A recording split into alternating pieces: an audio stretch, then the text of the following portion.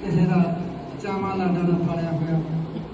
ਮੇਰੇ ਪੁੱਤ ਦਾ 6 ਫੁੱਟ 3 ਇੰਚ ਕੱਦ ਸੀ, 104 ਕਿਲੋ ਵਜਨ ਸੀ।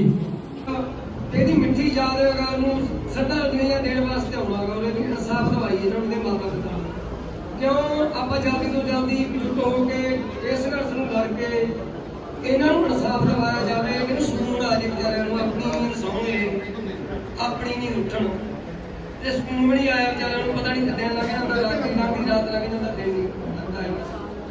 ਤੇ ਸਿੱਧੂ ਦੀ ਮਿੱਠੀ ਯਾਦਗਾਰ ਦੇ ਵਿੱਚ ਬੜੇ ਖੁਸ਼ੀ ਹਿਰਦੇ ਨਾਲ ਇੱਕ ਗੀਤ ਬਣਾਇਆ, ਮੈਂ ਤੁਹਾਡੇ ਸਾਹਮਣੇ ਪੇਸ਼ ਕਰਦਾ। ਇਹ ਗੀਤ ਕੇਕੜੇ ਦੇ ਵਿੱਚ ਧੁੱਪਦਾ ਸਾਡੇ ਨਾਮ ਕਾ ਹਰਾਮੀ ਦੇ ਕੰਗੂ ਮੰਗੂ ਸਾਲਾ ਇਸ ਘਰ ਦਾ ਨਾਮ ਖਾ ਕੇ ਨਾਮ ਕਾ ਹਰਾਮ ਕਰ ਗਿਆ ਸਾਲਾ ਬੇਈਮਾਨ ਕੇਕੜਾ। ਉਹਦਾ ਵੀ ਨਾਮ ਆਇਆ ਹੈ ਗੀਤ ਦੇ ਵਿੱਚ। ਉਹ ਨਹੀਂ ਭੁੱਲਦੇ ਬਸੋੜਾ ਤੇਰਾ, ਨਹੀਂ ਭੁੱਲਾਂਗੇ ਬਸੋੜਾ ਤੇਰਾ, ਉਹ ਤੈਨੂੰ ਪਾਪੀ ਗਏ ਮਾਰ, ਉਹ ਤੇਰੀ ਮੁੜ ਮੁੜ ਆਊ ਸਾਨੂੰ ਸਿੱਧੂ ਆ ਜਾ।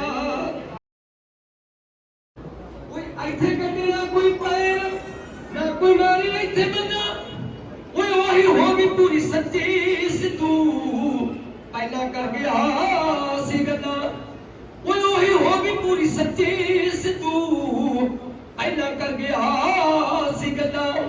ਮੇਰਾ ਉੱਠੂਗਾ ਜਰਾ ਜਾ, ਉਹ ਮੇਰਾ ਉੱਠੂਗਾ ਜਰਾ ਜਾ, ਤੂੰ ਪਹਿਲਾਂ ਦੱਸ ਗਿਆ ਦਿਹਾ,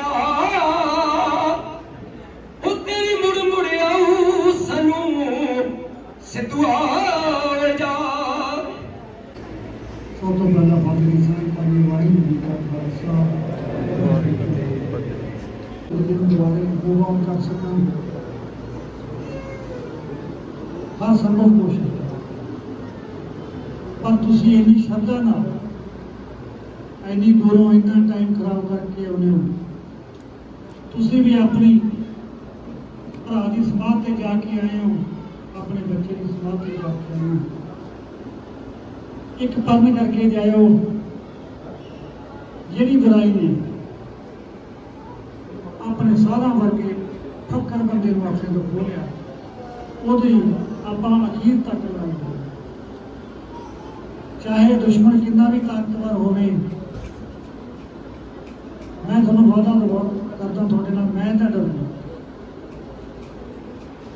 ਮੇਰੇ ਤੇ ਭਾਵੇਂ 5 ਮਿੰਟਾਂ ਨੂੰ ਗੋਲੀ ਚਲਾ ਦੇਣ, ਮੈਂ ਪੁੱਤ ਦੀ ਲੜਾਈ ਨੂੰ ਅਖੀਰ ਤੱਕ ਲੜਾਂਗਾ। ਹੁਣ ਇਹ ਲੜਾਈ ਮੇਰੇ ਪੁੱਤ ਦੀ ਨਹੀਂ ਰਹੇਗੀ ਕਦੇ। ਇਹ ਲੜਾਈ ਉਸ ਮਾਂ ਦੇ ਪੁੱਤ ਲਈ ਹੈ ਜਿਹੜਾ 1 ਨੰਬਰ ਦਾ ਕੰਮ ਕਰਕੇ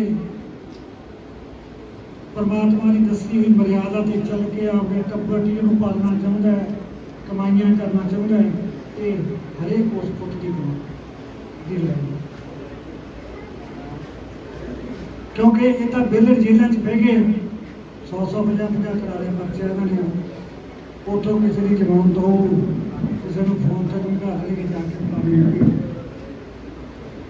ਮੈਂ ਪਹਿਲਾਂ ਵੀ ਗੱਲ ਸੁਣਾ ਕੇ ਹਟਿਆ, ਅਸੀਂ ਲੋਕ ਇੰਨੇ ਨਿਕੰਮੇ ਹੋ ਗਏ, ਅਸੀਂ ਇਹਨਾਂ ਦੇ ਲੱਖ ਰੁਪਏ ਪਿੱਛੇ, ਇਹਨਾਂ ਦੇ 50,000 ਪਿੱਛੇ ਲੈ ਕੇ ਆਏ। ਤੁਹਾਡੇ ਭਰਾ ਦੇ ਕਤਲ ਦੇ ਵਿੱਚ ਤੁਸੀਂ ਯਕੀਨ ਕਰਿਓ 30 ਬੰਦੇ ਤੱਕ ਟੁਕੜ ਜੇਲ੍ਹ ਚ ਹਾਲੇ ਦਰਜਨਾਂ ਫੜਨੇ ਬਾਕੀ। ਫਿਰ ਇੰਨੇ ਬੰਦੇ ਮੇਰੇ ਜਵਾਬ ਨੂੰ ਮਾਰਦੇ ਨੇ, ਉਹ ਤੁਹਾਡਾ ਕੀ ਲੈਂਦਾ ਸੀ? ਉਹ ਇੱਕ 5-7 ਕਿੱਲਿਆਂ ਦੇ ਜ਼ਿਮੀਂਦਾਰ ਦੇ ਘਰੇ ਪੈਦਾ ਹੋ ਕੇ 2 ਕਮਰੇ ਵਾਲੇ ਮਕਾਨ 'ਚ ਰਹਿ ਕੇ ਉਹਨੇ ਦੇਸ਼ਾਂ ਵਿਦੇਸ਼ਾਂ ਦੇ ਵਿੱਚ ਆਪਣੀ ਇੰਨੀ ਇੱਜ਼ਤ ਬਣਾਈ, ਉਹਨੇ ਆਪਣੀ ਪੱਗ ਨੂੰ 150 ਲੋਕਾਂ ਤੱਕ ਪਹੁੰਚਾਤਾ। ਉਹਨੇ ਕਦੇ ਕਿਸੇ ਧੀ ਭੈਣ ਵੱਲ ਅੱਖ ਭਰ ਕੇ ਨਾ ਤੱਕਿਆ। ਅਣਖੀ ਹੈ ਗੀਤ ਜੱਟ ਦੇ ਸਿਰਾਂ ਤੋਂ ਨਹੀਂ ਲਾਉਂਦੇ ਚੁੰਨੀਆਂ ਵਰਗੇ ਗੀਤ ਉਹਨੇ ਸਾਡੀ ਝੋਲੀ ਪਾਈ। ਅਸੀਂ ਹੋਰ ਉਹ ਤੋਂ ਕੀ ਚਾਹੁੰਦੇ ਸੀ? ਉਹਨੇ ਕਦੇ ਸ਼ਰਾਬ ਦੀ ਗੱਲ ਨਾ ਕੀਤੀ, ਕਿਸੇ ਨਸ਼ੇ ਨੂੰ ਪ੍ਰਮੋਟ ਨਾ ਕਰਿਆ। ਫਿਲਮਾਂ ਦੇ ਵਿੱਚ ਵੀ ਉਹਦਾ ਛੋਟਾ ਜਿਹਾ ਰੋਮਾਂਟਿਕ ਰੋਲ ਸੀ ਜਿਹੜੀ ਕੁੜੀ ਪਤਾ ਸੀ 2 ਦਿਨਾਂ 'ਚ ਉਹਨਾਂ ਦਾ ਸੀਨ ਕਿਵੇਂ ਪੂਰਾ ਕੀਤਾ ਗਿਆ। ਜਿਹੜੀ ਉਹਦਾ ਸੁਭਾਅ ਹੀ ਨਹੀਂ ਸੀ। ਉਹ ਐਂਕਰ ਦੇ ਨਾਲ ਇੰਟਰਵਿਊ ਵੀ ਕਰਦਾ ਸੀ ਤੇ ਲੜਕੀ ਦੇ ਪੈਰਾਂ 'ਚ ਨਿਗਾਹ ਹੁੰਦੀ ਸੀ। ਹਾਂ ਭੈਣੇ ਬੋਲ, ਹਾਂ ਭੈਣੇ ਬੋਲ, ਉਹਦੇ ਗੱਲਾਂ ਨੇ ਨੀਚੇ ਲੋਕ ਕਮੈਂਟ ਵੀ ਕਰਦੇ ਭਾਈ ਇੱਕ ਵਾਰੀ ਤਾਂ ਤੇ ਝਾਕਣਾ। ਪਰ ਇੱਕ ਸੰਤ ਸੁਭਾਅ ਦਾ ਬੰਦਾ ਹੈ। ਐਡੀ ਉੱਚੀ ਕਲਮ ਲੋਕਾਂ ਦੇ ਤੁਰਿਆਂ ਤੋਂ ਪੈੜ ਬਣਦੀ, ਜੱਟ ਵਾਂਗੂ ਤੁਰਿਆਂ ਦਾ ਰਾਹ ਨਹੀਂ ਬਣਿਆ। ਦੁਨੀਆ ਦੇ ਚਹੇਤੇ ਅੱਜ ਲੱਖਾਂ ਨੇ, ਪਰ ਕਿਸੇ ਵਾਂਗੂ ਲੋਕਾਂ ਵਾਂਗੂ ਕਿਸੇ ਦੇ ਖੁਦਾ ਨਹੀਂ ਹੋਇਆ। ਕਿੰਨੀਆਂ ਤੱਕਦੀਆਂ ਗੱਲਾਂ ਲਿਖੀਆਂ।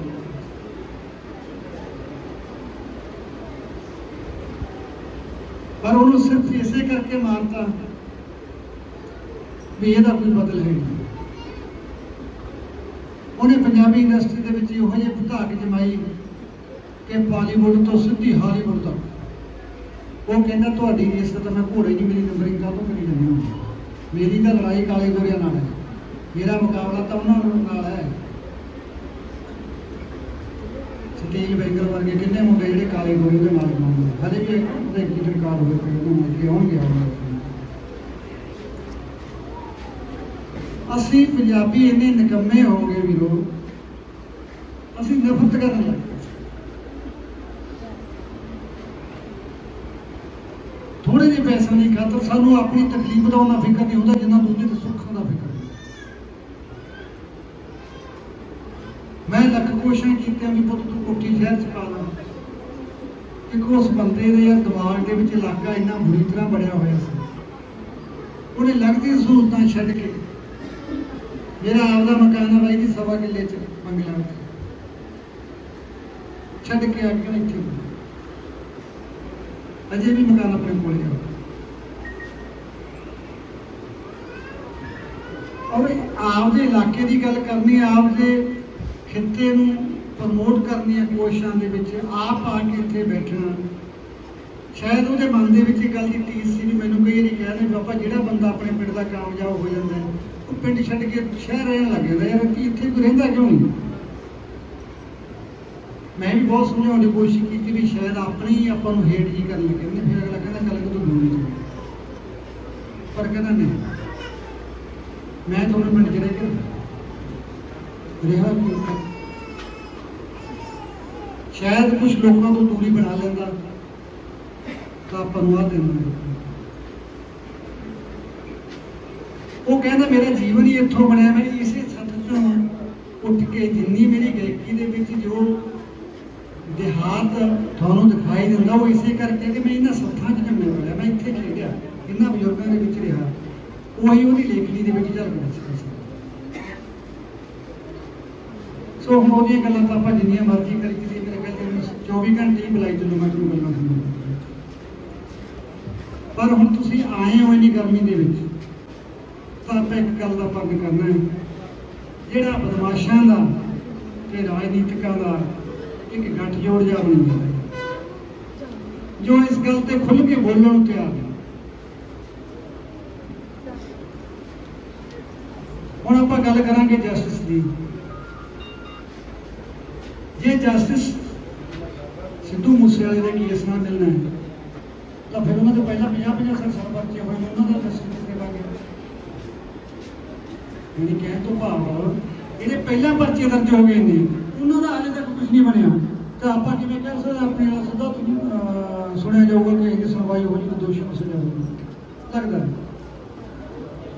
ਹਾਂ ਇੱਕ ਗੱਲ ਹੈ, ਇਹਨਾਂ ਨੇ ਆਪਣਾ ਫੱਕਰ ਬੰਦਾ ਮਾਰਿਆ, ਇੱਕ ਸਾਧ ਬੰਦਾ ਮਾਰਿਆ। ਉਹ ਅਦਾਲਤ ਦੇ ਵਿੱਚ ਇਹਨਾਂ ਦੀਆਂ ਜੜ੍ਹਾਂ ਪੱਟੀਆਂ। ਇਹ ਮੈਂ ਤੁਹਾਡੇ ਨਾਲ ਗੱਲ ਵਾਅਦਾ ਕਰਦਾ, ਮੈਨੂੰ ਇਸ ਗੱਲ ਤੇ ਭਰੋਸਾ ਨਹੀਂ ਵੀ ਉਸ ਬੰਦੇ ਦੇ ਮਨ 'ਚ ਪੁੰਨ ਪਾਪ ਹੈ ਨਹੀਂ ਸੀ।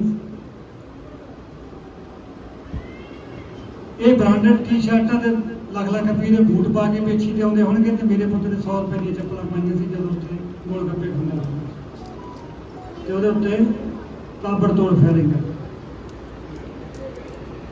ਔਰ ਇਹਨਾਂ ਦਾ ਗੱਠਜੋੜ ਇੰਨਾ ਬਣ ਗਿਆ, ਉਹਨੂੰ ਮਾਰਨ ਵਾਸਤੇ ਤਿੰਨ ਪਰਿਵਾਰਕ ਮੈਂਬਰ ਤਾਂ ਲਾਰੈਂਸ ਦੇ ਹੋ ਗਏ, 2 ਜੱਗੂ ਨੇ ਭੇਜਤੇ, ਕਿਤੋਂ ਦੀਪ ਕੁਮਾਰ ਲਿਆਂਦਾ, ਕਿਤੋਂ ਹਰਿਆਣੇ ਸਰਸੇ ਕੋ ਬੰਦਾ ਲਿਆਂਦਾ। ਮਤਲਬ ਇਹੋ ਜਿਹੇ ਨਵੇਂ ਬੰਦੇ ਪਲਾਂਟ ਕੀਤੇ ਵੀ ਜਿਨ੍ਹਾਂ ਦਾ ਅਪਰਾਧੀ ਪਿਛੋਕੜ ਵੀ ਹੈ ਨਹੀਂ ਸੀ, ਉਹਨੂੰ ਲੱਭਣਾ ਕਿੰਨਾ ਔਖਾ ਹੋ ਸੀ। ਇਹਨਾਂ ਨੂੰ ਤਾਂ ਬੰਦਾ ਮਿਲ ਜਾਂਦਾ 50,000 ਦੇ ਵਿੱਚ, ਇਹਦਾ ਆਪਾਂ ਨੂੰ ਹੱਲ ਕਰਨਾ। ਤਾਂ ਇਹਨਾਂ ਨੂੰ ਸਾਨੂੰ ਇਸ ਗੱਲ ਤੋਂ ਬਚਣਾ ਪਊਗਾ ਵੀ ਤੁਸੀਂ ਸਾਨੂੰ ਹੱਲ ਕਰ ਦਿਓ, ਅਸੀਂ ਭਰਾਵੋ ਕੋਈ ਲੀਡਰ ਨਹੀਂ ਹੈਗੇ, ਸਾਡੇ ਜਵਾਕ ਮਗਰੋਂ ਹਟਾ ਦਿਓ। ਖਾਸ ਕਰਕੇ ਯਾਰ ਜਿਹੜਾ ਜਵਾਕ 20 ਜਵਾਕਾਂ ਨੂੰ ਰੁਜ਼ਗਾਰ ਦਿੰਦਾ ਇਹ ਜਿਹਦੇ ਨਾ ਮਾਰੋ, ਜਿਹੜਾ ਬਾਹਰੋਂ ਰੁਪਈਆ ਲਿਆ ਕੇ ਤੁਹਾਡੇ ਖਜ਼ਾਨੇ 'ਚ ਪਾਉਂਦਾ ਇਹਨਾਂ ਨੂੰ ਤਾਂ ਨਾ ਮਾਰੋ। ਤੁਹਾਨੂੰ ਸਾਰਿਆਂ ਨੂੰ ਪਤਾ ਵੀ +2 ਤੋਂ ਬਾਅਦ ਜਵਾਕ ਆਈਲੈਟਸ ਕਰ ਸਕਦੇ, ਡਿਗਰੀ ਡਿਪਲੋਮੇ ਲਗਭਗ ਸਾਰੇ ਬੱਚੇ ਛੱਡ ਗਏ। 40,000 ਕਰੋੜ ਰੁਪਇਆ ਸਾਡਾ ਸਾਲ ਦਾ ਕੈਨੇਡਾ ਚ ਚੱਲ ਜਾਂਦਾ ਜਾਂ ਬਾਹਰਲੇ ਮੁਲਕਾਂ ਚ। ਇੱਕ ਇਸ ਬੰਦੇ ਨੇ ਉਲਟ ਪਿੱਤ ਪਾਈ ਸੀ ਵੀ ਉਹ ਉੱਥੋਂ ਇੱਥੇ ਲੈ ਕੇ ਆਉਂਦਾ, ਯੂਥ ਨੂੰ ਮਾਂ-ਬਾਪ ਦੇ ਨੇੜੇ ਕੀਤਾ, ਇਹ ਉਹਦੀਆਂ ਪ੍ਰਾਪਤੀਆਂ ਸੀ। ਮਾਪੇ ਦੀ ਇੱਜ਼ਤ ਕਿਵੇਂ ਕਰੀਦੀ ਹੈ ਮੈਥੋਂ ਪੁੱਛ ਕੇ, ਕਿਹੜੀ ਚੀਜ਼ ਹੈ ਜਿਹੜੀ ਉਹਨੇ ਮੈਨੂੰ ਨਹੀਂ ਲੈ ਕੇ ਦਿੱਤੀ।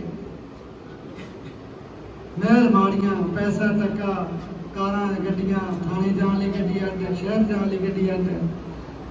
ਉਹਨੂੰ ਲੱਗਦਾ ਸੀ ਦੁਨੀਆ ਦੀ ਜਿਹੜੀ ਵੀ ਚੀਜ਼ ਹੈ, ਗਾਣੇ ਦੇ ਵਿੱਚ ਵੀ ਕਹਿੰਦਾ ਦੁਨੀਆ ਦੀ ਕਿਹੜੀ ਸ਼ੈ ਚਾਹੀਦੀ ਦੱਸ ਬਾਪੂ, ਪੁੱਤ ਤੇਰਾ ਹੁਣ ਇੰਨੀ ਜੋਗਾ ਹੋ ਗਿਆ। ਉਹਨੇ ਆਪਣੀ ਸਾਰੀ ਸ਼ਕਤੀ ਆਪਣੇ ਮਾਪਿਆਂ ਤੇ ਕੇਂਦਰਿਤ ਕੀਤੀ। ਇਹਦੇ ਇਹੋ ਜਿਹੇ ਰੋਲ ਮਾਡਲ ਬਹੁਤ ਘੱਟ ਮਿਲਦੇ ਨੇ। ਦੁਬਾਰਾ ਯੂਥ ਨੂੰ ਟਰੈਕਟਰ ਦੀਆਂ ਸੀਟਾਂ ਤੇ ਬਿਠਾਇਆ ਗਿਆ ਕਿ ਨਹੀਂ, ਮੈਂ ਭਾਵੇਂ ਲੱਖਾਂ ਕਮਾਉਣਾ ਪਰ ਜਿਹੜਾ ਝੋਨੇ ਦੀ ਟਰਾਲੀ ਵੇਚ ਕੇ ਸਵਾਦ ਜਾਂਦਾ ਉਹਦੇ ਚੋਂਦਾ ਨਹੀਂ। ਇਹ ਗੱਲ ਉਹਨੇ ਬਕਾਇਦਾ ਕਰੀ। ਹੁਣ ਤੁਸੀਂ ਕਹੋਗੇ ਉਹਦੀ ਲੱਖਾਂ ਰੁਪਏ ਦੀ ਆਮਦਨ ਫਿਰ ਉਹ ਚੱਪਲਾਂ ਕਾਹਤੋਂ ਪਾਈ ਫਿਰਦਾ। ਮੇਰੀ ਕਈ ਵਾਰੀ ਉਹਨੇ ਗੱਲ ਕੀਤੀ, ਤੂੰ ਬੜਾ ਮੋਟਾ ਬੂਟ ਪਾ ਲਿਆ ਹੋਊਗਾ। ਉਹ ਕਹਿੰਦਾ ਡੈਡੀ ਮੈਂ ਜਦੋਂ ਬਾਹਰ ਜਾਂਦਾ, ਮੇਰਾ ਚਾਚਾ ਤਾਂ ਇੱਕ ਪੈਰ ਦੇ ਜੋੜਾ ਹੁੰਦਾ, ਇੱਕ ਚੱਪਲ ਹੁੰਦੀ ਹੈ, ਕਹਿੰਦਾ ਮੈਂ ਉਹਦੇ ਕੋਲ ਲੱਖ ਵਾਲੇ ਪਾ ਕੇ ਖੜ ਜੂ, ਕਹਿੰਦਾ ਕਿ ਉਹਦੇ ਚ ਐਂ ਚੱਲ ਗਿਆ। ਰੱਬ ਦੀ ਮਾਰੀ ਗੱਲ, ਮੈਂ ਜਿਹੋ ਜਿਹੇ ਸਮਾਜ 'ਚ ਰਹਾਂ ਮੈਨੂੰ ਉਹ ਜਿਹਾ ਬਣ ਕੇ ਰਹਿਣਾ। ਜੈਸਾ ਦੇਸ਼ ਵੈਸਾ ਦੇਸ਼, ਕੋਈ ਗੱਲ ਨਹੀਂ। ਖੇਤ ਜਾ ਕੇ ਜੇ ਉਹ 2 ਦਿਹਾੜੀਆਂ ਭੇਜ ਦਿੰਦਾ ਤਾਂ ਭਾਵੇਂ 100 ਬੰਦਾ ਕੰਮ ਕਰੀ ਜਾਵੇ, ਉਹਦੇ ਖੇਤ ਕੋਈ ਚੱਕਰ ਨਹੀਂ, ਉਹਨੂੰ ਵੱਟ ਕਰਨ ਦੀ ਲੋੜ ਨਹੀਂ ਪੈਂਦੀ। ਰੌਲਾ ਕੀ ਸੀ, ਉਹ ਚਾਹੁੰਦਾ ਸੀ ਵੀ ਇਹਦਾ ਲੋਕਾਂ ਨੂੰ ਐ ਨਾ ਲੱਗੇ ਵੀ ਮੈਂ ਬਾਹਲਾ ਵੱਡਾ, ਮੇਰੇ ਮੁੰਡੇ 'ਚ ਵੀ ਉਹੀ ਪਈ ਜਿਹੜੀ ਤਿਲਕਰੀ ਹੁੰਦੀ। ਉਹ ਪਹਿਲਾਂ ਇਸ ਤਰ੍ਹਾਂ ਦੀ ਸੋਚ ਦਾ ਧਾਰਨੀ ਸੀ। ਸਾਦਾ ਪਾਣਾ ਹਮੇਸ਼ਾ ਜਿਵੇਂ ਲੋਕ ਜਾਂ ਆਮ ਖੇਤ ਬਣੇ ਫਿਰਦੇ ਹੁੰਦੇ ਐਵੇਂ ਫਿਰਦੇ ਰਹਿਣਾ, ਤੇ ਬੰਬੇ ਵਾਲੇ ਮਗਰ ਉਹਨੂੰ ਲਾਦੇ ਸੀ। ਇਹ ਉਹਦੀ ਕਾਬਲੀਅਤ ਸੀ। ਕਿਤੇ ਯਾਦ ਕਰਨ ਤਾਂ 10 ਦੇ ਸਿਰ ਤੇ ਹੱਥ ਰੱਖਿਓ, ਲੜਾਈ ਮੈਂ ਲੜੂੰਗਾ ਔਰ ਤੁਹਾਡੇ ਸਹਾਰੇ ਨਾਲ ਲੜੂੰਗਾ, ਤੁਹਾਡੀਆਂ ਦੁਆਵਾਂ ਨਾਲ ਲੜੂੰਗਾ। ਕਿਉਂਕਿ ਜੇ ਆਪਾਂ ਹੁਣ ਚੁੱਪ ਕਰ ਗਏ ਨਾ ਜੀ, ਇਹ ਰੁਝਾਨ ਬੰਦ ਹੋਣਾ। ਪੋਸਟਮਾਰਟਮ ਦੀ ਰਿਪੋਰਟ ਕਹਿੰਦੀ ਹੈ ਆਮ ਬੰਦੇ ਨੂੰ 2.5 ਲੀਵਰ ਸੀ, 1.25 ਕਿਲੋ ਦਾ ਘਟਦਾ, 35 ਗੋਲੀਆਂ ਖਾ ਕੇ ਵੀ 55 ਮਿੰਟ ਜਿਉਂਦੇ ਆ। ਪਰ ਬੇਈਮਾਨ ਨੇ ਫੈਰ ਹੀ ਇੰਨਾ ਜਲਦੀ ਕਰਤਾ ਕਿ ਕੋਈ ਬੋਡੀ ਦਾ ਪਾਰਟ ਬਚਿਆ ਹੀ ਨਹੀਂ।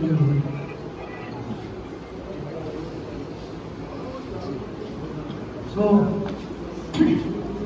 ਪੁੱਤ ਨੇ ਵਾਪਸ ਤਾਂ ਨਹੀਂ ਆਉਣਾ, ਪਰ ਇਹ ਵੀ ਪੁੱਤ ਹੀ ਜਿਨ੍ਹਾਂ ਨੇ ਮੈਨੂੰ ਨੌਕਰੀ ਦਾ ਸਹਾਰਾ ਦਿੱਤਾ। ਤੁਸੀਂ ਵੀ ਮੇਰੇ ਕੀ ਆਪ ਤੋਂ ਔਰ ਤੁਹਾਡੇ ਨਾਲ ਮੈਨੂੰ ਜ਼ਿੰਦਗੀ ਜਿਉਣ ਦੀ ਜਿਹੜੀ ਆਸ ਬੱਝੀ ਹੈ, ਆਪਾਂ ਇਹਨਾਂ ਦੁਸ਼ਟਾਂ ਨੂੰ ਇਹਨਾਂ ਦੀ ਬਣਦੀ ਜਗ੍ਹਾ ਤੇ ਭੇਜ ਕੇ ਸਾਹ ਲਵਾਂਗੇ। ਆਪਾਂ ਸਰਕਾਰਾਂ ਨੂੰ ਮਜਬੂਰ ਕਰ ਦਿਆਂਗੇ ਕਿ ਸਾਡੀ ਗੱਲ ਸੁਣੋ, ਤੁਸੀਂ ਗੁੰਡਿਆਂ ਦੀ ਪੁਸ਼ਤਪਨਾਹੀ ਨਾ ਕਰੋ, ਤੁਸੀਂ ਆਮ ਲੋਕਾਂ ਦੀ ਕਰੋ ਜਿਨ੍ਹਾਂ ਨੇ ਤੁਹਾਨੂੰ ਕੁਰਸੀਆਂ ਤੱਕ ਪਹੁੰਚਾਇਆ। ਇਹ ਕਿੰਨੇ ਗਿਣਤੀ ਦਾ 400 500 ਇੰਨਾ ਕੁ ਬੰਦਾ ਹੋਊਗਾ। ਇਹਨਾਂ ਦੀ ਇੰਨਾ ਮੰਨੋ, ਇਹਨਾਂ ਦੀਆਂ ਕਮਾਈਆਂ ਤੁਹਾਡੀਆਂ ਪੋਸਟਾਂ ਨੂੰ ਗਾ ਦੇਣਗੀਆਂ।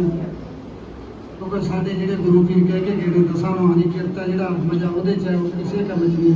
ਥੁੱਕ ਮਿੱਠਾ ਜ਼ਰੂਰ ਲੱਗਦਾ ਪਰ ਅੰਤ ਨੂੰ ਪਛਤਾਉਣਾ ਹੀ ਪੈਂਦਾ।